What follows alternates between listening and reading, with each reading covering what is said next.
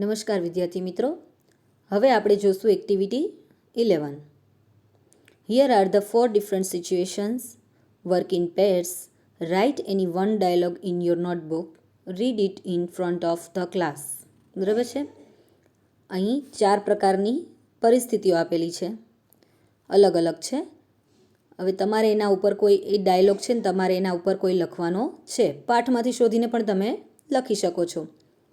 બરાબર છે.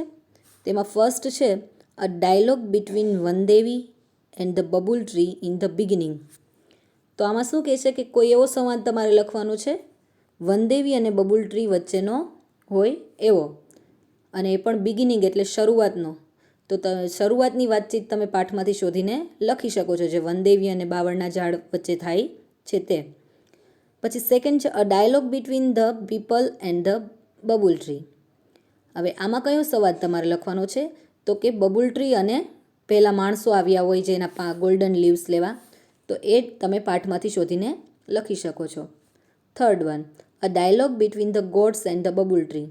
અહીંયા તમારે બકરીઓ અને બાવળના ઝાડ વચ્ચેનો સંવાદ લખવાનો છે. એકાદો ડાયલોગ તમારે ગોતીને એમાંથી લખવાનો છે. Fourth one a dialogue between Vandevi and the babul tree in the end. અંતમાં જે વનદેવી અને બબુલ ટ્રી વચ્ચે જે વાતચીત થાય છે એમાંનો એક ડાયલોગ તમારે અહીં લખવાનો છે. બરાબર છે, પાઠમાંથી શોધીને જ લખવાનો છે. હવે જોઈએ activity 12. Work in groups. Prepare dialogue on given situation by using the points. Situation 1 going for a movie. બરાબર છે. તો તમે ડાયલોગ આમાં તમારે બનાવવાના છે તમારી જાતે. પોઈન્ટ્સ અહીં આપેલા છે, જુઓ. Name of the movie. ધારો કે તમે કોઈ મૂવી જોવા ગયા છો, તો તમે શું બનાવી શકો કે નેમ ઓફ ધ મૂવી. તે જો તમે મૂવી કોઈ પણ જોવા ગયા હોય તેનું તમારે નામ લખવાનું. બરાબર છે. કયા ટાઈમે જોવા ગયા, કયા સિનેમામાં જોવા ગયા તે પ્લેસનું નામ લખવાનું, સ્થળનું નામ જણાવવાનું છે. અને ટિકિટ સિલેક્શન, તમે કયા શોની ટિકિટ લીધી છે, ટિકિટની પ્રાઇસ શું છે, એ બધું તમે જણાવી શકો છો. કોઈ પણ એવો ડાયલોગ તમે તમારા ફ્રેન્ડ વચ્ચેનો તમે લખી શકો છો. એવી જ રીતે સિચ્યુએશન 2 છે પરચેસિંગ અ ન્યૂ મોબાઈલ. તમે કોઈ દુકાનમાં જાઓ છો, બરાબર છે. દુકાનમાં જઈ અને તમે દુકાનદાર સાથે શું વાત કરો છો, કોઈ મોબાઈલ ખરીદવા ગયા છો, તેના પોઈન્ટ્સમાં અહીં આપેલા છે કે કંપની ઓફ ધ મોબાઈલ. પહેલાં તો તમારે કઈ કંપનીનો મોબાઈલ લેવો છે એના વિશે તમે પૂછપરછ કરો છો. પછી એમાં મોબાઈલના અલગ અલગ પ્રકાર હોય, તેના મોડેલ્સ હોય, તેની વાતચીત કરો છો. બરાબર છે. કે ન્યૂ લોન્ચિંગ મોડેલ લેવું છે કે કોઈ જૂનું મોડેલ લેવું છે. બરાબર છે. સેકન્ડ હેન્ડ લેવો છે, ન્યૂ જ મોબાઈલ લેવાનો છે. અહીંયા તો સેકન્ડ હેન્ડની વાત નથી. બજેટ. અચ્છા, મોબાઈલ ઘણા બધા છે પણ તમારું બજેટ કેટલું છે એના આધારે તમારે મોબાઈલ ખરીદવાનો હોય છે. બરાબર છે. પછી ફંક્શન્સ.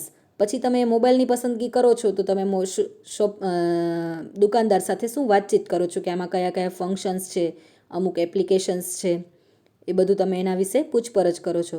લાસ્ટમાં તમે શું કઈ કલર પસંદ કરો છો, તમારે જે કંઈ પણ કલરનો મોબાઈલ જોતો હોય એવો. તો તમે આવો એક સંવાદ પણ તૈયાર કરી શકો છો. તો આવી કોઈ સિચ્યુએશન તમારે અહીંયા ત્રીજી એક તમારી રીતે તમારે નોટ કરવાની છે. બરાબર છે. કોઈ માર્કેટની કરી શકો. બરાબર છે. વેજીટેબલ માર્કેટની, અથવા તમે કોઈ કપડાં ખરીદવા જાઓ તેની. બરાબર છે ને. ટીચર અને સ્ટુડન્ટ વચ્ચેની પણ વાતચીત તમે કરી શકો છો. હવે અહીંયા એક્ટિવિટી 12 છે make a list of various plants or trees. Collect information about them with their photographs. Put your information in given table. બરાબર. શું છે અહીંયા? તમારે પહેલાં તો પિક્ચર ઓફ ધ પ્લાન્ટ, એટલે કોઈ છોડ અથવા ટ્રીનું અહીંયા જે ચિત્ર હોય તમારે અહીંયા એ ટ્રીનું તમારે અહીંયા ચિત્ર લગાડવાનું છે. એ ચિત્ર લગાડી અને જુઓ અહીંયા શું આપ્યું છે, અહીંયા મેંગો ટ્રીનું ચિત્ર આપેલું છે. નેમ ઓફ ધ પ્લાન્ટ તો કયું છે? નેમ ઓફ ધ ટ્રી શું આપેલું છે? તો કે મેંગો ટ્રી. બરાબર છે.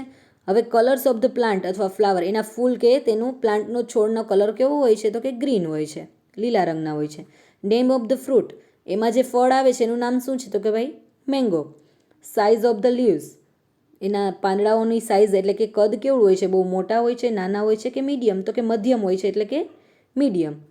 મેડિકલ યુઝ, એનો કોઈ આપણે ઔષધીય ઉપયોગ છે કે નહીં? તો કે છે. તો કે પ્રોટેક્શન ફ્રોમ હીટ સ્ટ્રોક.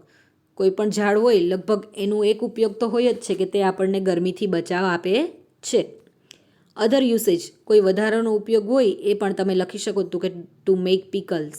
બરાબર છે.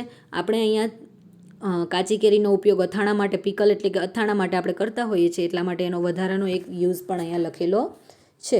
તો તમે અહીંયા તમારી રીતે તમારે કોઈ પણ તમને જે ઝાડ ગમતું હોય તે એનું ચિત્ર તમે આ રીતે લગાડવાનું છે. ધારો કે બનિયન ટ્રીનું લગાડીએ. બરાબર છે. તો બનિયન ટ્રી એટલે કે કેળનું ઝાડ છે, તમે એનું લગાડી શકો.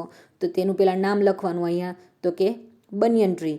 Colour of the plant flower, તો તેના ફ્લાવર અથવા તેના પાંદડાઓનો કલર કેવો હોય છે તો કે green. Name of the fruit તો કે banana. Size of the leaves તો કે એના થોડા મોટા હોય છે એટલે બિગ આવશે અહીંયા. મેડિસિન્સ યુઝ, તો એનું મેડિકલ યુઝ આપણે શું કરી શકીએ? મેડિસિનલ યુઝ શું કરી શકીએ? તો કે તમને બધાને ખબર છે કે કેળામાંથી કેલ્શિયમ પ્રાપ્ત થાય છે, તો એનો ખાવામાં ઉપયોગ કરવાથી આપણા હાડકાં મજબૂત થાય છે. અધર યુસેજમાં શું લખી શકીએ તો કે આપણે કેળાની ચિપ્સ પણ બનાવીએ છીએ. બરાબર છે. અમુક બ્યુટી પ્રોડક્ટ્સમાં પણ કેળાનો ઉપયોગ થાય છે, તો તે તમે દર્શાવી શકો. ત્રીજું, તમે અહીંયા નીમ ટ્રી લઈ શકો. તમને ગમે તે ગમતું હોય એવું કોઈ પણ ટ્રી લઈ શકો. બરાબર છે.